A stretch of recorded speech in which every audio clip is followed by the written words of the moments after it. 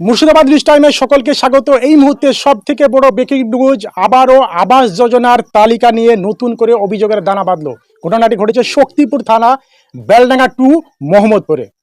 স্থানীয় সূত্র মাফিক জানা যায় অক্টোবর মাসে এই আবাস যোজনার সার্ভের কাজ শুরু হয়। মুখ্যমন্ত্রীর নির্দেশ ছিল যে যিনাদের কাঁচা বাড়ি তেনাদের পাকা ছাদ হবে, এমনই নির্দেশ দিয়েছিলেন একটি সংবাদ মাধ্যমে। কিন্তু এখানে তার উল্টো ছবি দেখা যাচ্ছে, যেনাদের কাঁচা বাড়ি তেনাদের আবাস যোজনার তালিকা থেকে নাম কাটানো হলো, এমনই অভিযোগ তুলল স্থানীয়দের অনেকে। আসুন, আজকে একজন অসহায় প্রতিবন্ধীর আবাস যোজনার তালিকায় নাম কাটা গিয়েছে, এমনই করুণ দৃশ্য আপনাদেরকে দেখা। এই মুহূর্তে যে জায়গায় দাঁড়িয়ে আছে এই চাচা হচ্ছে অন্ধ প্রতিবন্ধী। উনার আবাস যোজনার তালিকায় নাম ছিল, বর্তমান আবাস যোজনার তালিকা থেকে নাম কেটে ফেলা হয়েছে। আসুন কিভাবে নামটা কাটা গেল ওনার মুখ থেকে বিস্তারিত শুনি। চাচা, আপনার নাম? আমার নাম আব্দুল খালেক। আপনার আবাস যোজনার তালিকা থেকে নামটা কাটা গেছে, স্থানীয় সূত্র মাফিক আমরা জানতে পারলাম। কিভাবে কাটলো ঘটনাটা একটু বলুন। দেখেন আমার ঘরটা কিভাবে কাটা গেল। প্রথম যখন আমার নামটা আসে, প্রথম যখন তালিকা আসে, তখন আমি ভেবেছিলাম আমার 3টি ছেলেপেলে, ছোট্টখাটো ছেলেপেলে যাক, মাথার উপরে ছাদ আমি কোনোরকম ঋণ দ্বারা করে সরকার যেটা দেবে সেইটি থেকে আমি করবো, তাই মনে করেছিলাম। তারপরে তালিকাটা দেখলাম, তারপর আবার যখন সার্ভে হলো, সার্ভের পরে আমার তালিকার নাম কাটা গেল। আমি যখন খোঁজ করলাম কে কাটিল আমার তালিকাটা, এমনকি আমি অঞ্চল পর্যন্ত, আমাদের অঞ্চল পর্যন্ত গিয়েছিলাম। আমাদের মাননীয় জয়েন্ট বিডিও তিনি ছিলেন, তিনি আমার সাথে কথা বললেন। কথা বলার পরে বললাম, স্যার আমার ঘরটা কোন কারণে কাটা গেল? উনি আমার কথার জবাব দিতে পারলেন না। আমি সুপূর্ণ স্যারকে বললাম, স্যার দেখেন আমি 3টি ছেলেপিলে বড় কষ্টের মধ্যে বাস করি, কেন আমি একজন অন্ধ মানুষ, নাই আমার মাথার উপরে ছাদ, আমি চেয়ে চিনতে খাই মানুষের দ্বারে দ্বারে, আমি একজন হাফেজ মানুষ, তবুও আমার ইনকামের কোনো লাইন নাই যে আমি একটা ইনকাম করে খাবো, সে শর্ত আমার নেই। না থাকার কারণে মানুষের কাছে আমি চেয়ে চিনতে খাই। আমার ছেলে যেন হোক, দুটো 3টে নদের গদের হাতে করলে চেয়ে চিনতে খায়, দাঁড়ে দাঁড়ে দাঁড়ে দাঁড়ে বেড়ায়, চেয়ে চিনতে খায়। ইমামতি পাইনি, মসজিদ পাইনি, একবারে প্রতিবন্ধী, যেরও পাই সেরও হুবড়ি পড়ি মরে। আমি মাননীয় যে বিডিও সাহেবকে বলেছিলাম, বিডিও সাহেব আমি এইখানে দাঁড়িয়ে থাকছি, আপনি আমার ঘরটাকে একটু তালিকা করুন, আমার বাড়ি থেকে করুন, সার্ভে করুন, আমি যদি প্রকৃতি প্রাপ্য হই আপনি আমাকে দিবেন। আপনি কতদিন আগে বিডিও সাহেবের কাছে গেছিলেন?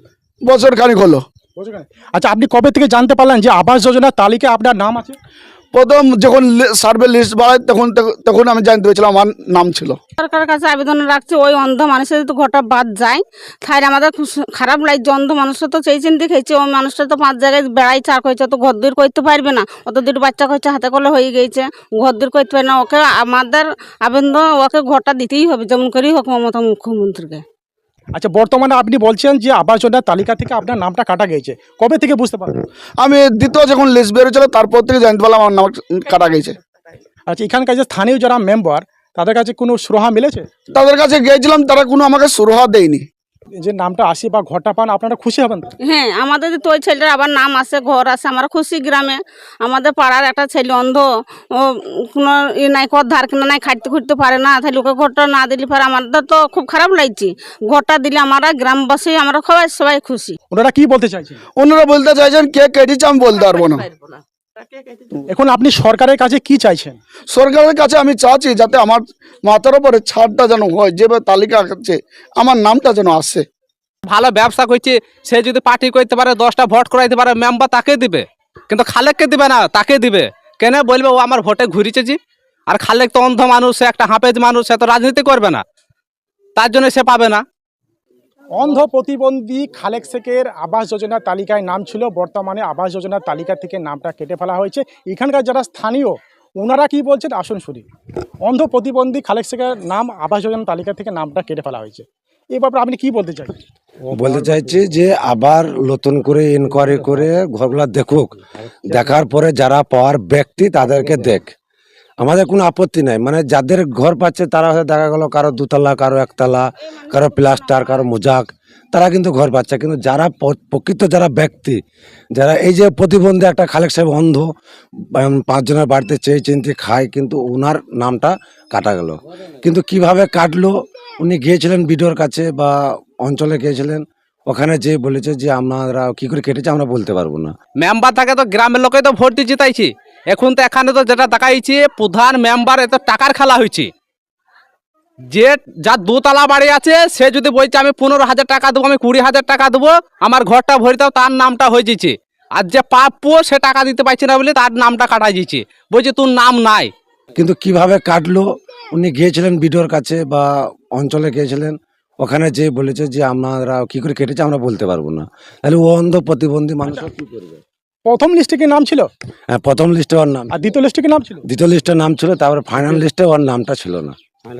উনি বলতে চাইছেন যে প্রথম লিস্টে নাম ছিল এবং সেকেন্ড লিস্টেও নাম ছিল, কিন্তু ফাইনাল যে লিস্টটা এসেছে এই ডিসেম্বর মাসে, এই ফাইনাল লিস্টে নামটা কেটে ফেলা হয়েছে। শক্তিপুর থানা বেলডাঙ্গা 2 মোহাম্মদপুরে এই মুহূর্তে আমরা আছি। এখানে নানান অভিযোগ আবাস যোজনার তালিকা নিয়ে।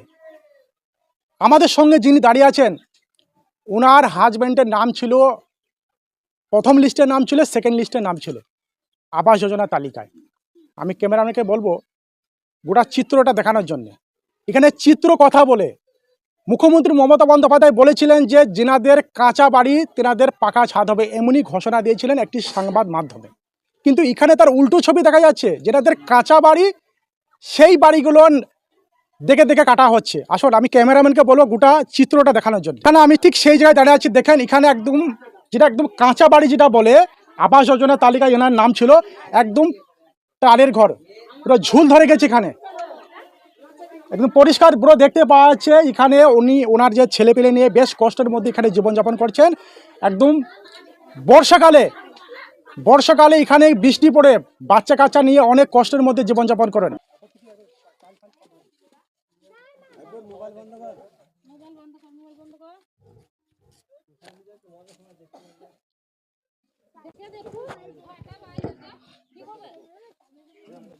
চাইছেন যে আবাস যোজনার তালিকায় প্রথম এবং সেকেন্ড লিস্টের নাম ছিল এবং যেটা ফাইনাল লিস্ট সেই লিস্ট থেকে নামটা কাটা হয়েছে।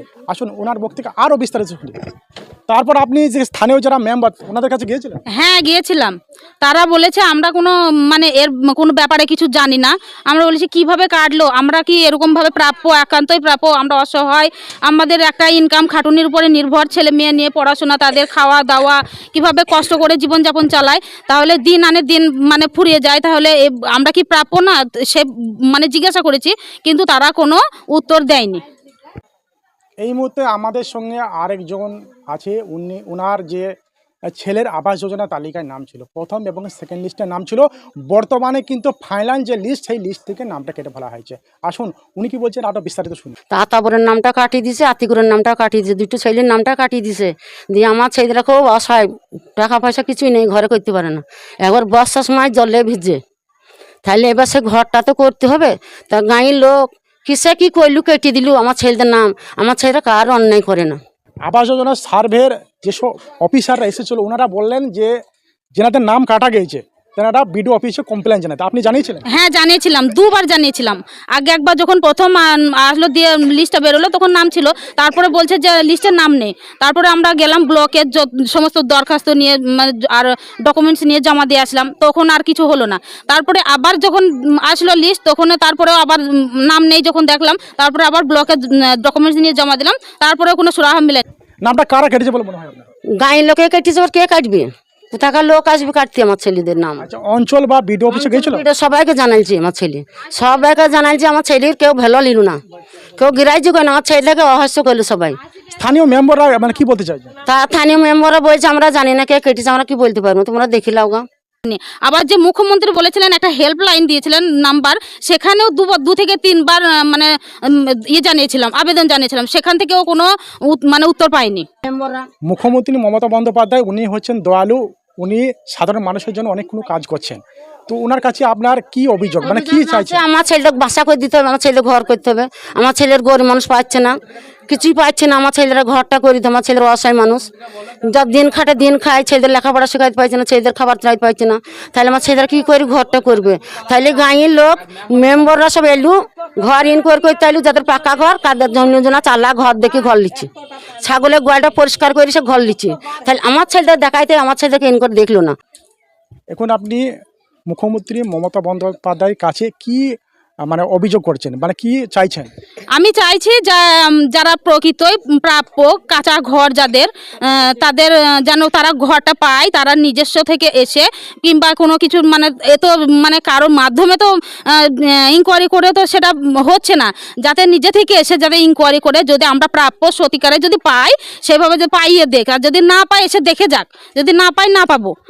উনি বলতে চাইছেন যে এখানকার যিনারা মেম্বার, স্থানীয় মেম্বার, তিনাদের মদতে ছাগলের গোয়াল এবং চালা ঘর দেখিয়ে যিনাদের পাকা 2তলা 3তলা বাড়ি, সেই সব বাড়িগুলোকে ইনকোয়ারি করে নেওয়া হচ্ছে, উনার অভিযোগ। কিন্তু আমার ছেলেদের কেউ আসলো না দেখতে। আমি নিজে দেখিয়েছিলাম, আমি ইনকোয়ারি এসেছিলাম, আর আমার ছেলেদের ঘরটা দেখেন কীভাবে চলছে। তা বলছে মানে আমাদের নাম নাই, কো তোমাদের নাম কেটে গেছে, আমি বলতে পারলাম না। তাইলে নাম যে থাকলে আমি ইনকোয়ারি করতাম।